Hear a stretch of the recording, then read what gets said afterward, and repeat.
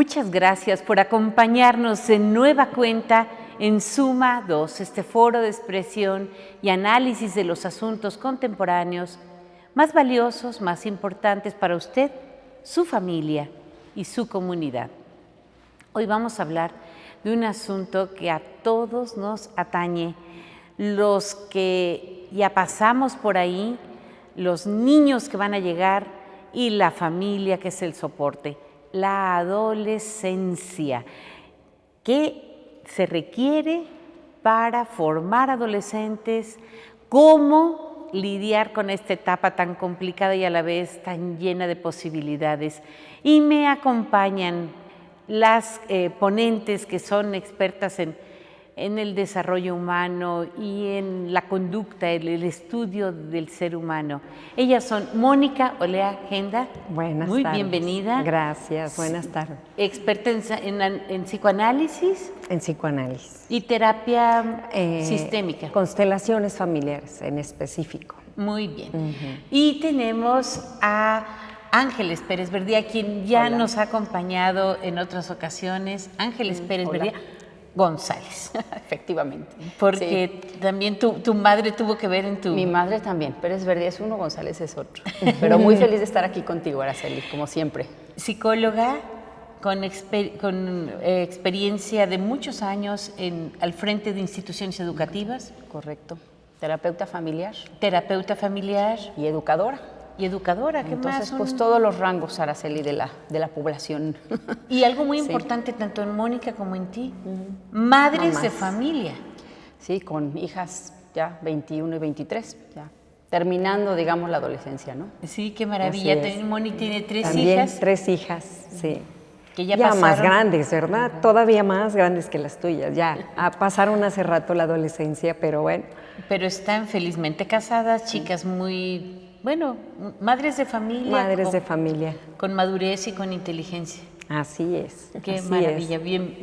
Bienvenidas las dos y Gracias, felicidades a las dos. gracias. Anaí Vilasola. Vildósola. Vildósola. Es complicado. Vildósola. Sí. Anaí, tú eres también psicóloga. Soy neuropsicóloga, estudié la carrera de Relaciones Humanas y luego estudié una maestría en la Universidad Mondragón, aquí en Querétaro, de neuropsicología. Y me dedico a puro adolescente, a chicos de 11, bueno, chicos y chicas de 11 a 23 años. De 11 a 23 años. Es un periodo fundamental en la vida. Es un periodo fundamental en la adolescencia y en el desarrollo del cerebro. Yo me dedico a investigar todas las aportaciones que ha hecho la neurociencia con respecto a los cambios neuronales que tiene las dos etapas de la vida, la adolescencia, la infancia primaria, ¿no? Que es donde hay una conexión impresionante y sinapsis y conexiones neuronales, y la segunda etapa, el ser humano importante, por la poda cerebral y por la aportación de las hormonas, hay otro cambio muy importante neuronal en la adolescencia. Muchas gracias. Hablando de adolescencia, ¿quién de ustedes me la puede definir? ¿Cuándo comienza? ¿Cuándo termina? Aproximadamente en la mayor parte de los seres humanos. Pues mira, la adolescencia es un periodo de cambio fuerte y se consideran 3 periodos en la adolescencia, ¿no? La adolescencia, la etapa temprana, que pues usualmente es como de 9 a 12, sin embargo, bueno, hay niñas a los 8 años ya empiezan a tener algunos cambios, pero esa es la primera etapa. Después viene la etapa media, digamos, que es como de los 12, 13 a los 17, 18, que es como los cambios físicos más claros, más evidentes, la voz, los senos, la altura, etcétera. Y la última etapa, que es aproximadamente de los 18 a los 22, 23. Sin embargo, hay muchos estudios y muchas controversias ahora al respecto de que se ha alargado esa etapa, ¿no? De la última etapa de la adolescencia a los 24, 25, ¿no? Y bueno, hay gente que dice, no, es que hasta los 30 siguen adolescentes, ¿no? Lo cual, bueno, es como un efecto de nuestros tiempos, ¿no? Entonces empieza, imagínate, puede empezar desde los 8 hasta los 25, vamos a ponerle, ¿no? Es una etapa larga, que es de una consideración importantísima en la vida del ser humano, ¿no? La primera parte es lo que antes se consideraba pubertad. Se le llamaba pubertad porque evidentemente ya no son niños pequeñitos, ya comprenden muchos de los conocimientos que se les ha hecho llegar y además ya están definiendo de alguna manera su personalidad en esta primera etapa, la pubertad. Sí, sí, sí. Y luego viene ya, digamos, la secundaria y la prepa serían... Sí, la etapa media de la adolescencia, ¿no? Y al iniciar estudios profesionales, la última etapa de la adolescencia. Que esa es la que ahora, digamos, se ha dicho que se ha prolongado cada vez más, ¿no? Que estamos en ese periodo en donde antes se esperaba que a los 21, 22 ya iba terminando, ya la persona ya está formada, y ahora se ha visto que, pues lo que todos decimos, ¿no? Se quedan más en la casa de los padres, toman menos rienda de su vida, no se mantienen, o sea, diferentes cosas que han hecho que se alargue esta etapa. Y hay muchas causas por las cuales ha sucedido esto, ¿no? Una de ellas es que ahora vivimos mucho más, entonces pues la gente tiene sentido que se alargue esta etapa porque, bueno, vamos a pasar, la historia es más larga ahora, ¿no? Sí, Sin vamos embargo, a decir pues, que sí. si el ser humano llega a ser centenario, ¿no? Entonces sería la primera etapa sería infancia y adolescencia, desde el nacimiento hasta los 25, aunque es muy largo, pero ya de los 25 a los 50 es una primera etapa de madurez, de adulto, y la segunda etapa de los 50 a los 75, y ahora ya los adultos mayores, pues mayores de 75, ¿verdad? Que ya estén realmente en la etapa de la vejez. Anaí, ¿qué se puede esperar de un adolescente sano? Híjole, muchas cosas. Un adolescente sano siempre va a ser un adolescente y un cerebro complicado, ¿no? Porque está en desarrollo y está en crecimiento. ¿Y por qué lo digo? Hay tres partes fundamentales en el cerebro que se desarrollan en esta etapa. Una es la amígdala, otra es el núcleo accumbens y lo que más tarde se desarrolla es el lóbulo frontal. Entonces, a partir de resonancias magnéticas y de estudios se ha visto que pues, el lóbulo frontal es lo último que se desarrolla, pero al mismo tiempo es lo que controla el núcleo accumbens y lo que controla la amígdala. Entonces, ¿qué pasa? La amígdala es la encargada de generar dopamina, esto es placer, ¿no? Entonces, ¿qué te genera placer? Comer, sexo, esas cosas te dan placer, ¿no? Claro que hay también, la amígdala puede irse por el lado, pero esos es los malos, ¿no? Los que se van por el lado equivocado de la vida. Pero en sí, la amígdala es la que controla la dopamina y el placer. Y el núcleo accumbens es la encargada de las emociones. Entonces, ¿qué pasa? Si esto está súper desarrollado y no está desarrollado el lóbulo frontal, entonces por eso son tan exagerados, ¿no? Por ejemplo, si el núcleo accumbens es el encargado de todo esto que te estoy diciendo, de generar dopamina y placer, pues ellos buscan el placer, ¿cómo? Por medio de riesgos, por manejar rapidísimo, porque eso necesitan placer, necesitan riesgo. Y al mismo tiempo, pues te genera muchísima importancia la amígdala porque te exaspera la emocionalidad. Entonces, todo es exagerado. Entonces, todo es exagerado, ¿no? Si es una enfermedad, es una tragedia. Pues sí, sí. La verdad es maravillosa, pero hay que saberlos tratar. Es maravilloso. Y van a una fiesta y aquello fue la experiencia más maravillosa de su vida. El amor es el amor de su vida. Exacto. Entonces, todo la han visto dos veces como Julieta, ¿no? Julieta y Romeo.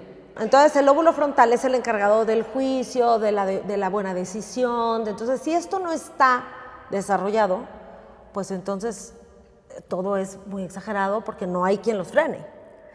Por eso se ha determinado que la adolescencia, por medio de resonancias magnéticas y tomografías especiales, se ha demostrado que el lóbulo frontal se termina de desarrollar entre los 23 y los 30 años, en un promedio de 25 años más o menos. En las mujeres en los 23, en los hombres en los 25, y eso está demostrado por estudios, ¿no?, que se han hecho. Por eso no se quieren muchas veces salir de la casa de los papás, quieren seguir sin asumir muchos compromisos ante la vida, tales como pues trabajar, mantenerse por sí mismos. Entonces buscan algunas salidas, ¿no? Sigo estudiando, o todavía no es mi trabajo definitivo, o me voy de viajes largos de un año, que antes esto no se acostumbraba. Antes tenían que asumir una responsabilidad la generación de nuestros padres alrededor de los 20 años. Sí, pero yo creo que eso también está relacionado, Araceli, al tema de la crianza de los padres, ¿no? Porque ahora es, antes, ¿qué esperabas cuando éramos jóvenes? Pues a tal edad te vas porque te vas, no te va a mantener ya con un centavo. Y ahora los mensajes son muy mixtos, ¿no? No, pues quédate más, que no hay prisa que te vayas, cada quincena un dineral, mucha laxitud en las responsabilidades que se les pide desde chiquitos. Entonces, claro, pues no te vas a ir si estás feliz, estás acomodadísimo en tu casa, ¿cuál es la prisa? Y no te están pidiendo, aunque trabajen, no les están pidiendo muchas veces aportación a la casa, o sea, cosas que los hagamos más responsables. O sea, no es culpa de los adolescentes, digo, yo creo que todos haríamos lo mismo si estuviéramos en esa circunstancia, claro, ¿verdad? Yo creo que donde hay adolescentes que empiezan con ese cambio de responsabilidad es en donde hay papás que se los piden. Que se los piden y se los exigen. Para quedarte aquí tienes que aportar tanto dinero. O sea, si se las pones muy cómoda, Araceli, no se van a ir, no se van a ir. Entonces, esa es parte también del tema de la crianza actual, que es la laxitud en muchos padres en decir, ay, ¿no? Entonces después se quejan, le digo, pero pues, ¿cómo que te quejas? ¿Y tú qué responsabilidad? ¿No es cierto, Anaí? Sí, ¿Qué les has pedido? Exacto. Pues claro, están muy felices y acomodados, ¿no? Moni, ¿cómo Exacto. hiciste tú para tener estas hijas a lo largo de la adolescencia que asumieron su responsabilidad de una manera pues inteligente y buena? Bueno, pues yo creo que hay que empezar por decir lo que siempre decimos, ¿verdad? Nadie sabe ser papás.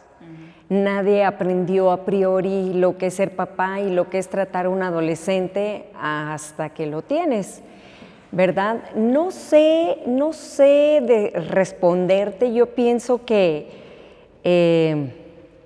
pues hicimos lo mejor que pudimos, mi esposo y yo, con sus pros y sus contras, pero yo creo que algo bien importante en mi caso fue que yo empecé un proceso de análisis cuando ellas estaban entrando a la adolescencia. Y yo creo que eso fue fundamental porque ellas, las tres, han tenido procesos terapéuticos, no porque hayan estado graves, no porque hayan estado súper mal, no, simple y sencillamente por una necesidad de autoconocimiento. Y yo creo que a mí eso, para mí ha sido importantísimo. ¿En qué momento, Ángeles, una familia con adolescentes debe someterse o asistir a una terapia familiar? Mira, Araceli, es una muy buena pregunta, es un tema muy amplio. Sin embargo, yo te diría, cuando parte, como decían ahí, ¿no? La adolescente va a buscar ciertas conductas de riesgo, porque el lóbulo frontal no lo tiene desarrollado, es parte, todos lo hicimos. El que te diga que no, no es cierto. Todos tuvimos en alguna medida una cierta conducta de riesgo. Manejar rápido, consumir drogas o alcohol en exceso, etcétera, etcétera, ¿no? Sin embargo, cuando esas conductas de riesgo están poniendo en peligro la salud del adolescente, ¿sí? Lo ves que no se levanta, ¿no? Se queda deprimido en cama días y días. Yo sé que duermen mucho los adolescentes, pero sabemos que es normal. Hasta cierto punto se paran y comen mucho. Tú ves que no se para, que se queda días en su cuarto deprimido, que huele mal, que no está comiendo. Son cosas que te deben de alertar porque tienen que ver con la salud de tu adolescente. O sea, realmente ahí es acudir al experto a preguntar, oye, ¿es esto que está pasando? ¿Es normal? Porque no es un periodo en donde debe de autodestruirse. Sí va a probar los límites, pero no es la idea que lo veas, bueno, si obviamente ves que se está cortando, que es una conducta que muy actualmente está muy vigente, ¿verdad? El cutting, y le ves tú las manos, ¿verdad? O ves que está muy, muy bajo de peso, te digo, o lo ves que, bueno, en la escuela fatal en las calificaciones, no da no presenta exámenes, no se presenta a las clases. Eso inmediatamente tiene que llamar la atención. Pero les decimos a los padres, es que observa, no digas porque es un adolescente, es normal. Si ya está en su cuarto, pues es un loco, quién sabe. No. Entra al cuarto y echa un ojo en lo que hay y echa un ojo, te voy a decir también en qué, en la computadora del hijo. Yo siempre les digo a los papás, a ver, es que su computadora, ¿quién la compró? El teléfono es su teléfono, sí, pero ¿quién lo paga? ¿Quién lo compró? Pues yo, exactamente. Entonces, en el momento en que tú les das acceso a esas tecnologías, debe tener ciertas reglas. Y a partir de eso yo puedo estar revisando, yo les he dicho a los papás, ¿sabes que tu hijo está viendo pornografía fuerte? ¿Cómo? ¿Sí? 2 minutos de hablar con él y sabes que está viendo pornografía fuerte, ¿lo sabes tú? No, pues checa el historial de su computadora, ¿no? Y ahí ves cosas que digo, te aseguro que tú no has visto, le digo a los papás. Y efectivamente, entonces también la adicción a la pornografía es otra adicción también muy vigente ahora con el internet a todas horas, ¿no? Entonces son cositas que tiene uno que estar observando. Tienen que tener sus horas de sueño completas, comida, tener sus responsabilidades escolares, ¿no?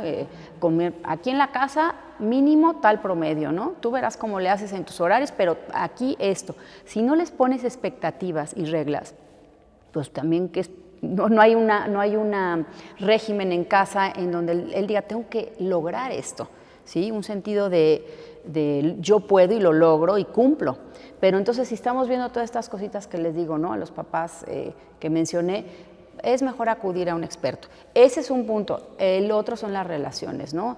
O sea, a veces que sí va a ser complicada la relación con el adolescente en algún momento, pero si llega un punto en donde hay violencia, ¿no? El adolescente se vuelve violento contigo, te avienta cosas, se desaparece de casa, ¿no? Varios días ante cualquier pleito, tienes que poner atención, porque eso tampoco es una conducta dentro del patrón. Sí, se van a enojar, se van a encerrar en su cuarto, pero tú tienes que estar observando y actuar. Muchas veces es, pues yo no sabía, pero ¿cómo no sabías, mamá, si tenía sus manos cortadas? Pues sí, pero como que pensé que me inventó que se había lastimado en deportes, ¿no? Bueno, pues sí, pero eso es una vez, pasa un mes, pasa 2, tienes que poner atención, pero el papá le da miedo entrar en el territorio, Araceli. Sí. Entonces, Anaí, otras conductas de riesgo, no sé, pienso en desórdenes alimenticios, por ejemplo, bulimia, anorexia. Niñas que se preocupan mucho por su peso y llegan a bajar tanto de peso que llegan a tener falta de menstruación, falta de ciclo, por ejemplo. Sí, exacto. Sí, los desórdenes alimentarios, la depresión, los problemas sexuales, como dijo Ángeles. Hay muchos trastornos que se viven en esta etapa que requieren tener atención, pero yo soy mucho más de la idea que yo lo considero como tan fundamental, es como comer, dormir, ir a terapia. O sea, un adolescente requeriría ir a terapia simplemente por no tener una buena comunicación con sus papás, porque no tienen con quién platicar. Entonces lo platican, tienen mucha necesidad de platicar con sus pares, ¿no? Con sus amigas, pero pues no van a ser los mejores consejos porque pues igual que ella no saben, no están enteradas, inventan lo que oyeron al tío, a la tía. Entonces yo siento que es una etapa tan fundamental de tener terapia para guiar a los chavos a un buen camino, ¿no? A tomar buenas decisiones, ¿no? No está mal que te eches una copita, pero híjole, no está bien que te pongas borracho cada vez que vas a una fiesta, ¿no? Entonces, como que hay que tener un poquito más también de apertura, ¿no? Es una etapa diferente. Los chavos están acostumbrados a cero tolerancia a la frustración. ¿Por qué? Porque nosotros si estamos viendo un programa de televisión, estamos viendo una serie y ya verdad el siguiente capítulo ya le ponemos skip, ¿no? Entonces nos saltamos las letritas y todo el inicio. Pero nosotros sí vimos la televisión con anuncios. Nosotros sí tenemos un poco de tolerancia a la frustración. Ellos desde ahí, desde el Netflix, ya no tienen tolerancia a la frustración. Entonces, son niños que todo lo quieren rápido. Quiero el permiso, ya, mamá. Espérate, mijito, voy a hablar con tu papá, voy a analizar, voy a ver cómo te portas en la semana. Y entonces andan de un genio porque todo es inmediato, ¿no? Todo es ya. Entonces, yo creo que sería muy, muy bueno que ante cualquier conducta, como las que mencionó Ángeles, aparte de desórdenes alimenticios, depresión, cualquier desorden que tú veas en tu hijo, si tú no tienes una buena comunicación con tu hijo, llévalo a terapia. Las terapias, perdón. Aunque no quiera, mediante alguna condición. Nunca va a querer al principio. Sí. Entonces yo no te puedo apoyar en esto que tú quieres, en este proyecto, en este viaje, en este dinero, en este nuevo traje, mientras tú no colabores con la familia y para ello requerimos terapia breve. No se trata de amarrarte con un psicoanalista el resto de tu vida, ¿verdad? No, por supuesto. No, para nada. De hecho, la terapia cognitivo-conductual, que es la que yo doy, pues es específica, tiene un tiempo. La depresión son 16 sesiones. O sea, cada trastorno tiene un periodo y lo llevas, ¿no? Sí te puedes atrasar 2 o 3 sesiones o adelantar incluso si ves que la chava o el chavo está avanzando muy rápido. si hay colaboración de los papás, porque eso es tremendo, ¿no? A veces llevan al chavo, pero los papás no ayudan no en quieren, nada. no quieren asumir ninguna posición de vulnerabilidad frente al terapeuta. Mónica, con respecto de toda la familia, o sea, yo he visto que algunos adolescentes ya no tienen actitudes de respeto y apreciación, por ejemplo, por los abuelos. Nosotros, nuestra generación todavía nos enseñaron a saludar a los abuelos, reconocer su autoridad, su presencia en la familia, eran el tronco de la familia y de ahí las ramas se derivan. Ahora los chavos están con el celular frente a la abuelita. Claro. ¿Qué se hace? Fíjate que yo coincido mucho con Ángeles. Nos hemos vuelto permisivos. Nos hemos vuelto muy permisivos y aparte el ritmo de vida, la transformación que estamos sufriendo como sociedad y nos lleva a un ritmo tan acelerado y tan que lo más fácil es de veras el aparatito, no perder tiempo en tratar de dialogar con los hijos, porque todo está acelerado, porque vivimos a un ritmo terrible. Entonces, yo pienso muy en concordancia con Ángel, hay que escuchar a los hijos. Y escuchar a los hijos no significa esperar a que hablen, porque son adolescentes. Y una característica de los adolescentes es que como que no quieren hablar. Ellos con sus pares, los adultos están viejitos y mejor aquí, ¿no? Pero ellos hablan con actitudes, ellos hablan con acciones, ellos hablan con conductas que hay que saber escuchar y hay que permanecer con el oído abierto. En lugares públicos, un parque o un lugar como una cafetería, veo con mucha frecuencia familias enteras donde cada uno de los miembros está con su propio aparato. La mamá está con su aparato, el papá está con el suyo y los chiquitos incluso se les dan a casi bebés iPads para que se entretengan a la hora de comer, que es uno de los momentos en que pueden hablar. Sí, Araceli, no, una tragedia eso, una tragedia porque mira, yo creo que, y está probadísimo, en Estados Unidos han hecho muchos estudios de esto, un joven que está cerca a sus padres, que come por lo menos con la familia 3 veces a la semana, y que eso quiere decir que hay que comida sin teléfono, o sea, hablando, comiendo y conviviendo, ¿verdad? Hablando, porque ahora es comer y después, como dices tú, el papá calla. No todos, ¿no? Los aparatos afuera y platicando. Si hay esa convivencia por lo menos 3 veces a la semana, el adolescente va a presentar menos riesgos en ciertas conductas ¿no? en riesgo, pues, y va a atrasar el inicio de la sexualidad. O sea, eso es maravilloso. Hay una correlación directa. ¿Sí? Entonces atrasan también el momento del primer embarazo. Por supuesto. O sea, que es un los asunto riesgos que las relaciones a mí sin me protegerse. preocupa de manera es de las cosas que más me quitan el sueño. Cada año en este país nacen 2 millones de bebés, de los cuales el 20% son hijos de madres adolescentes. Estamos hablando de 200,000 niños, 400,000 niños, y esos 400,000 niños son una ciudad. Son una ciudad que nos nace cada año de adolescentes que no tienen educación, ni trabajo, ni oficio, muchas veces ni matrimonio, no tienen el apoyo del papá del niño. Son chiquillas que cayeron en un estado de embarazo sin tener la madurez para hacerse cargo de otro ser humano. Anaí, ¿qué podemos hacer en ese caso? Híjole, pues lo que dice Ángeles es muy importante. Hablar con los hijos es muy importante. Tenemos esa teoría de que los adolescentes se aíslan, que sí se aíslan, pero no por eso hay que abandonarlos. Al contrario, yo creo que hay que buscarlos más. Eso de ya no me toques, es tócame, papá. Ya no me beses, mamá, qué oso. Es bésame, mamá. Pero nosotros tenemos el error de tomarnos todo tan personal, ¿no? Porque llega una etapa en la que, como que no nos gusta. Entonces, yo creo que lo más importante para prevenir un embarazo prematuro, inoportuno, es hablar con ellos, hablar mucho de sexualidad, porque la información que tienen es de los pares o del aparato. Entonces, Pero como ya estamos confiados de que está el aparato y ya Google y Claro. todo les dice, entonces los papás hemos dejado de hablar con los hijos, ¿no?